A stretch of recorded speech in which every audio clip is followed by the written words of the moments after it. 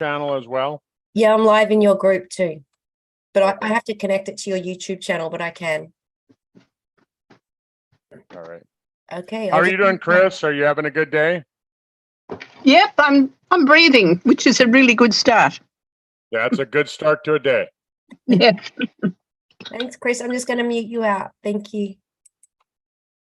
Okay, well, welcome everyone. Thanks for jumping on today. Hi, Sally. Hi, Ian. Thanks Sally. for jumping on.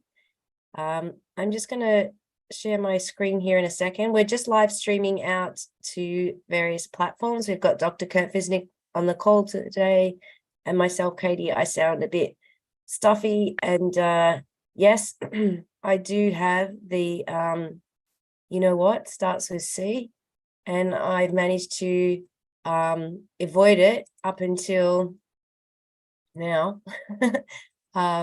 So since it's come out, I had not had a problem. Oops. And let me just bring up. Yeah. So let me just get ready here. Yes. So I was saying, I had a friend that was not feeling well last week. He came around. He was cleaning out some stuff that was left in the garage of his. And obviously we must have been talking at one point. He was outside most of the time. And then last Saturday, after we did the call for Sizzle, I wasn't feeling too well. And then by Tuesday, my throat started to get sore, which I did a little comment on. And then I tested, and I've tested positive for you know what.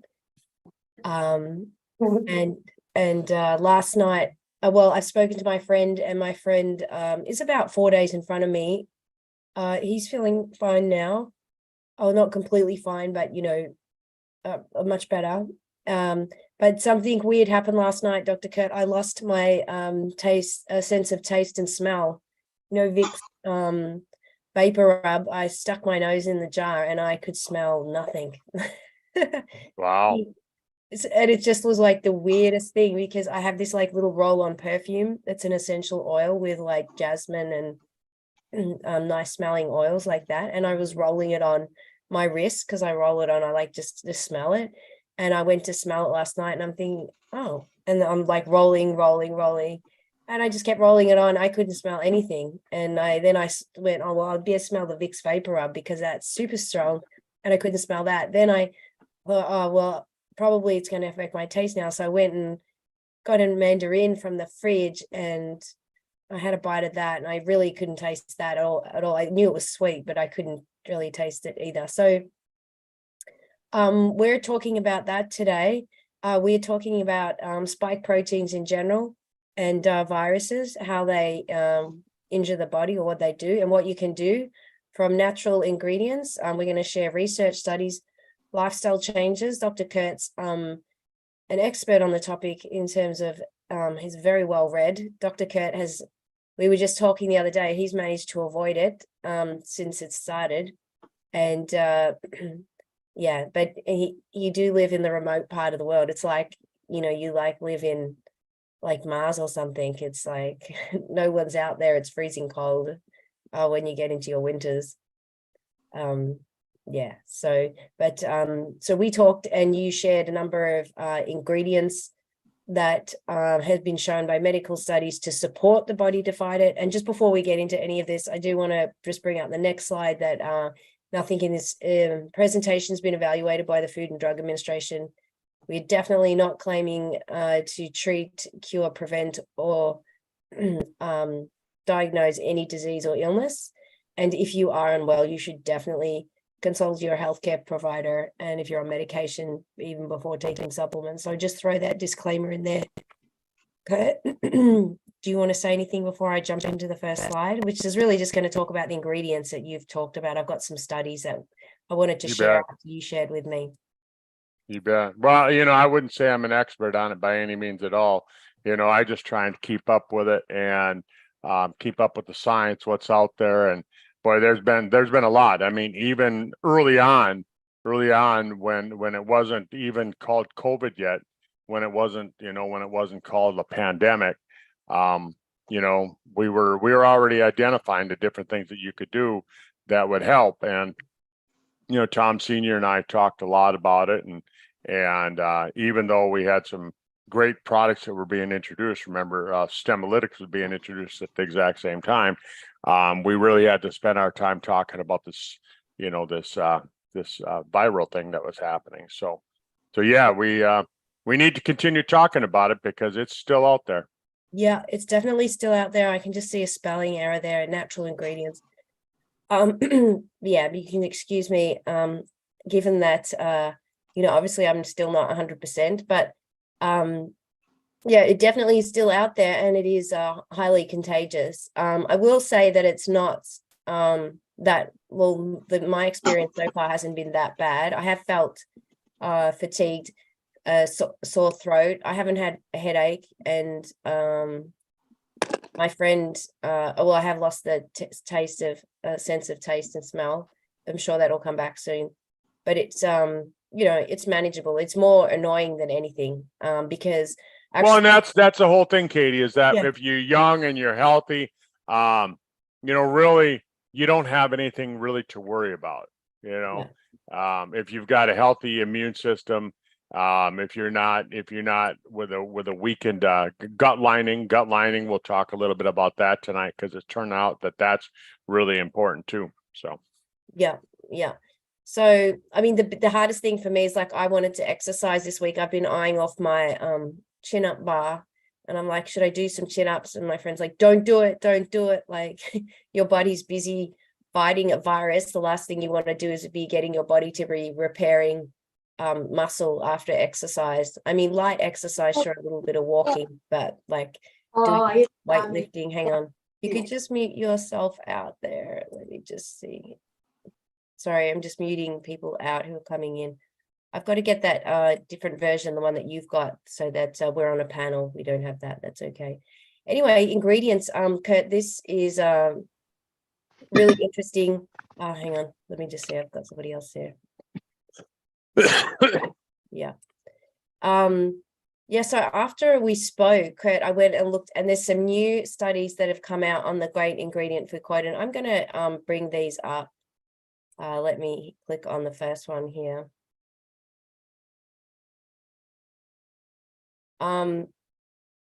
Yeah, this is a PubMed study, 2022. I love these studies because, Kurt, they've just come out. A lot of them are quite new. They're not 10 years old or anything like this. They're new information as the information's been studied. And this one is the state-of-the-art review on Fucoidan as an antiviral agent to combat viral infections. So that is really interesting.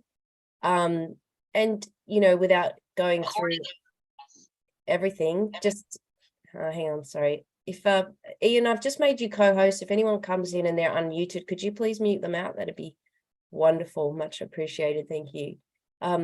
Yeah, so this particular study here is saying that the review suggested the use of Fucoidan for the potential protective remedy against COVID-19 and addressing antiviral activities of a sulfonated polysaccharide Fucoidan derived from marine algae that can be used as an anti-COVID drug in the near future. So this is a really interesting study on the topic of Fucoidan, and explaining. This is an interesting picture here, Kurt. Can you see that? I can. Yeah, you want to just, it's a bit sciencey.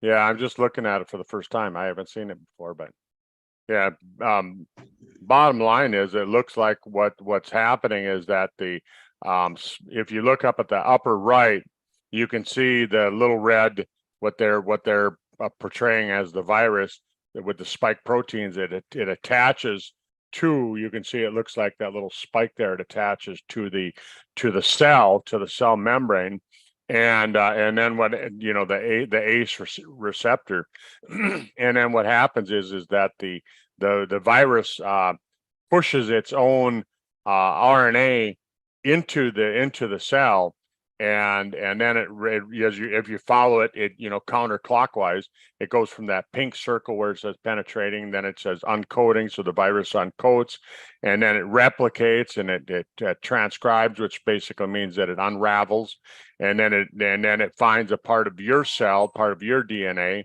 and it attaches to that, and then it makes little baby viruses, more or less, until that cell is so full of them, and then where it says viral release, what happens there is that the cell gets so full that it pretty much explodes, and all these little viruses escape out into your system. So Right. you want to kind of keep in mind that cycle, because I don't want to have to go over that cycle over and over again, but just think of that cycle. It attaches, it penetrates, it pushes its RNA into your cell, it grabs part of your DNA, and it replicates, it makes baby viruses by using parts of your DNA. So just remember that. Yeah. And so we've got the sulfonated polysaccharide in the middle, which of course is the fucoidan. How is it there? Is that basically saying it's slowing down the process, inhibiting? Yeah. So what happens is that the polysaccharides, or if you look at these different things that we're going to talk about, what they do is they attach to the cell, the viral cell, we'll call it, and it stops that replication process. So it can in any one of those steps, the sulfonated polysaccharide, in this case it's the fucoidan, and it can stop that. It can stop that process. Yeah. So that is a really interesting picture here. Let me just move this bar down out of the way. So that was the first one, and then we've got some other. There's pretty much probably saying the same thing again. This study here, therapeutic applications of fucoidan, the potential to act against COVID-19. Again, look at the date, 2022. Both of them Yeah. were 2022. Yeah. I like to look at that. I like to point that out to people. These aren't studies, and you look at where it was, published, a current pharmaceutical magazine, journal. Yeah, Current Pharmaceutical Design is where it was published. So yeah, and just the inhibitory action has been tested. And so it goes on to say, hence we suggest that COVID might be prevented using these sulfonated polysaccharides. Again, we're not making any claims pertaining to any products or anything of that nature. We're just sharing some information on studies specifically about ingredients. Right. Fucoidan is an extract from brown seaweed, which comes from the South Pacific. Yeah, marine seaweeds. Yeah. So that's a really interesting one. And then here I just bring up this one again. So it's, we're saying all the same thing here. I guess it's similar studies. So I think we've covered fucoidan there. So that's and Nature magazine. If you want to subscribe to one, that's one that I subscribe to. That they have a lot of really good. Every month they always have good information. That was published way back in July of 2020. Think about that. Yeah. This is right after the whole thing was hitting, and people were nervous, they were scared, they were getting sick, and take a look at that. Here we have Nature journal, and they're telling us that this might help inhibit. But yet, how many of you found your doctor saying, hey, why don't you go out and buy this fucoidan extract? Not a single one of us. No. Yeah, so that's really interesting. And I've been taking a fucoidan extract. I've been doing about 6 doses a day at the moment. And it's probably why I probably don't feel too bad, aside from well, let me explain this, Katie, because I mean, here's the whole thing. This is why COVID is so bad, because it's so sneaky. It can get into your system, and even though you were doing a lot of prevention, you've got a healthy immune system. You don't have any challenges, like diabetes or anything like that, and you still got it. So think about that. For you folks that are on the call, think about that. Katie still got sick, even though she's doing all these healthy things, and you go, oh, what you're recommending must not work. No, that's not the case. It's just that this virus happens to be that bad that it can sneak by. Mm. And then you say, well, what good does it do, Katie, to keep taking the product? Like in this case, we're talking about Fucoidan. What good would it do her to keep taking it? Well, here's what happens is that if you go back to that original article that we showed you, where it showed it showed the how the virus replicates. What happens is that now into all those little baby viruses, where it says virus release, where they pop into your system. Now, in order for them to cause further damage, for Katie to have further damage because of this, all of those little baby viruses have to do the exact same thing. They have to go through the same process. They have to attach to the cell membrane. They have to penetrate. They have to uncode. They have to replicate. They have to transcribe. They have to go through all of that. So if she continues to take the products that we're going to talk about tonight, the different ingredients, and we're not really talking about products, we're talking about ingredients, based on science, real science. We're showing you the science. If you're taking these types of things, chances are it's going to slow that process down. That process that you're looking at right there, it's going to slow that down. And maybe it's going to help make it so it doesn't get as bad. Yep. And that's what Katie is saying right now, that she doesn't feel that bad. Where I know people who got COVID, and like a good friend of mine, 3 days after he got it, he was in the hospital. Yeah.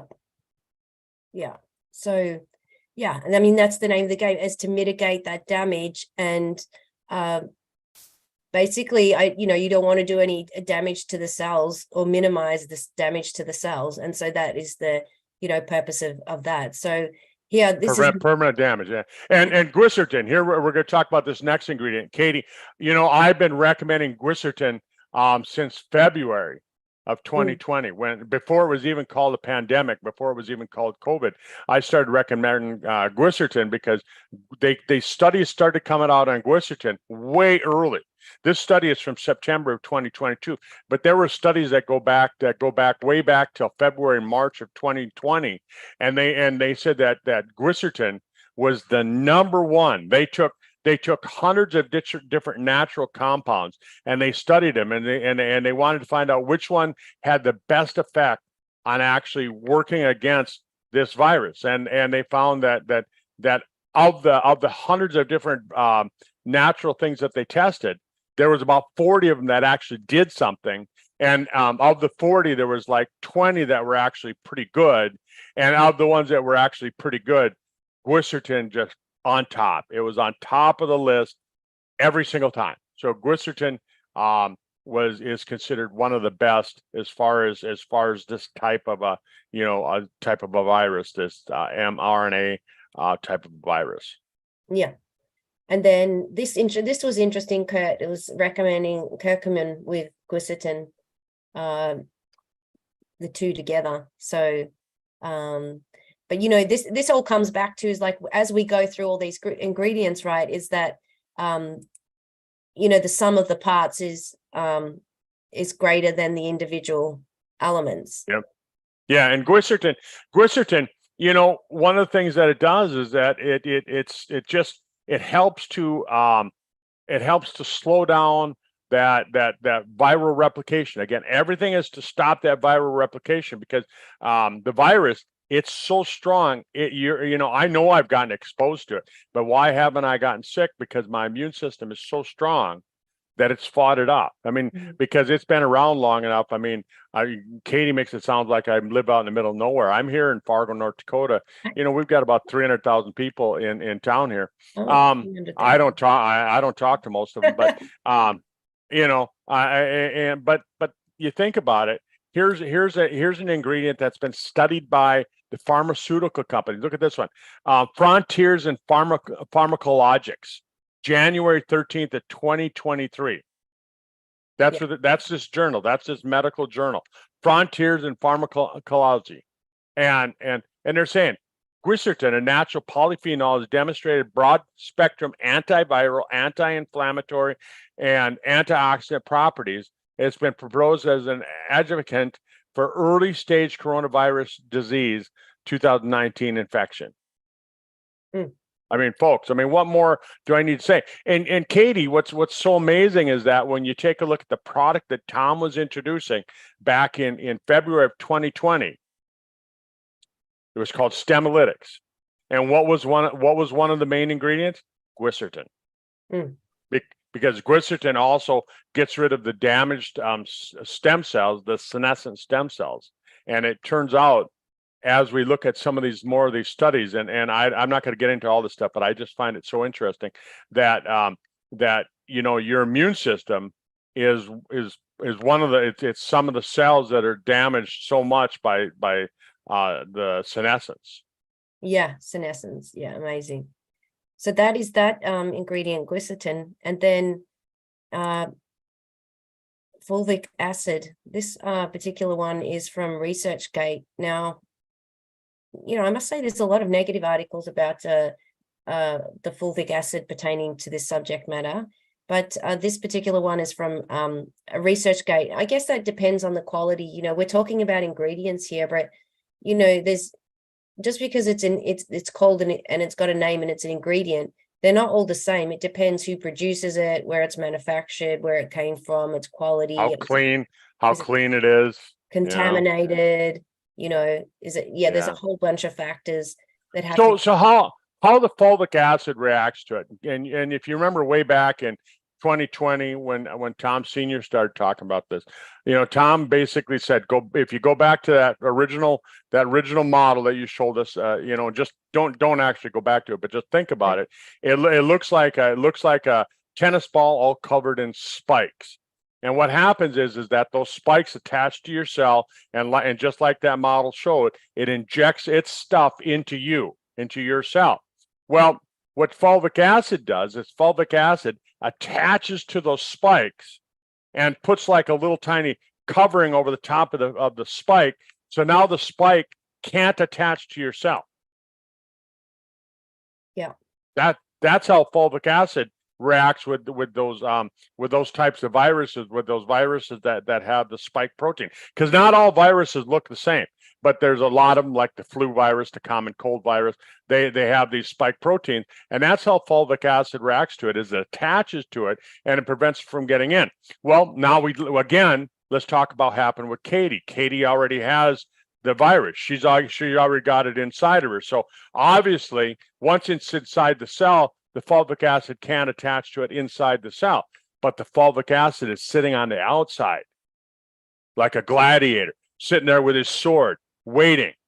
And soon as that virus explodes the cell open and those little baby viruses start swimming out, that fulvic acid attaches to those spike proteins on top of those cells. Isn't that cool, Katie? That is cool. I tell you what, it is cool to have all these ingredients in your house. Like, it really does make you feel, makes me feel so much more comfortable. It's like, oh, well, I'm just going to pop over to the fridge, and have a little bit more now. So I think that's pretty cool as well. Yeah, we're not talking about any particular product, people. We're talking about science. All we're talking about is the science behind it. Yeah. And we're saying, hey, here's a product, here's an ingredient. Yeah.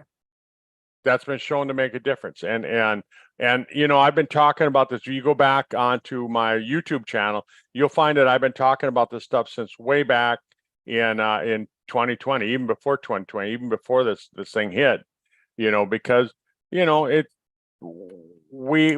been getting infections for a long time. Yeah, definitely.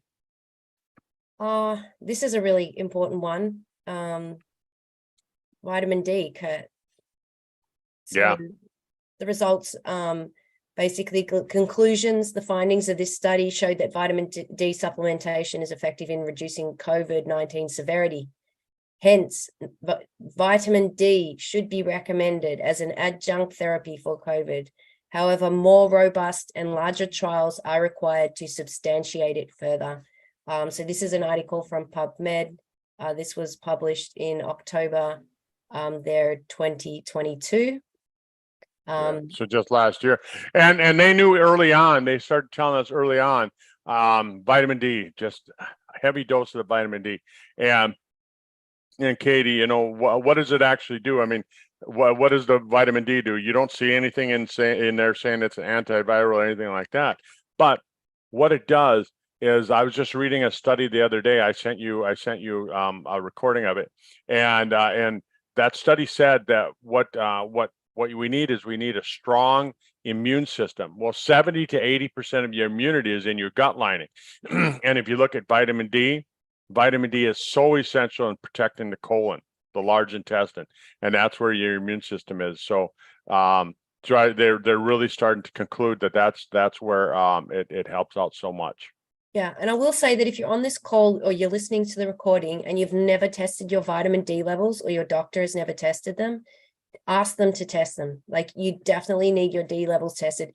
Just because you go out in the sun doesn't mean that you're going to have adequate vitamin D levels. Yes, obviously it's important to have UV light for vitamin D, but it is no guarantee that your vitamin D levels are normal. There's a whole bunch of other factors at play, your weight, your genetics, your diet, etc., that impact that. So you want to get your doctor to test that, and get your vitamin D into the healthy range. And okay, my doctor was saying to me about vitamin D, he said he couldn't believe that he would test a patient, they would come back with low vitamin D, and then he would say, here, you need to take the vitamin D supplement.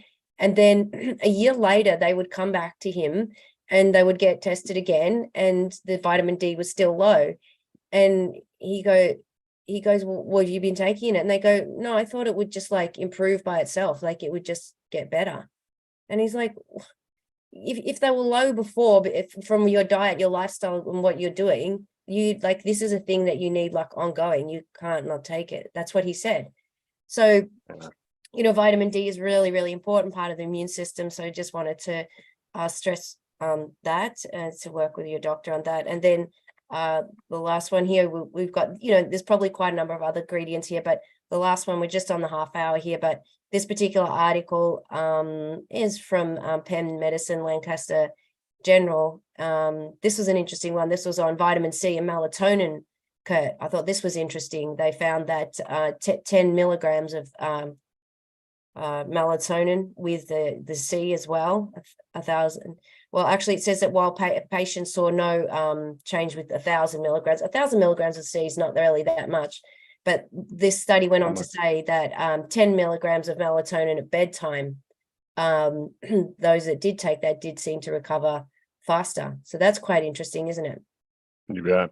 But the other thing that, vitamin C is so important, zinc, because they found that this particular virus, it blocks the metabolism of zinc, and you need to have some zinc in your body.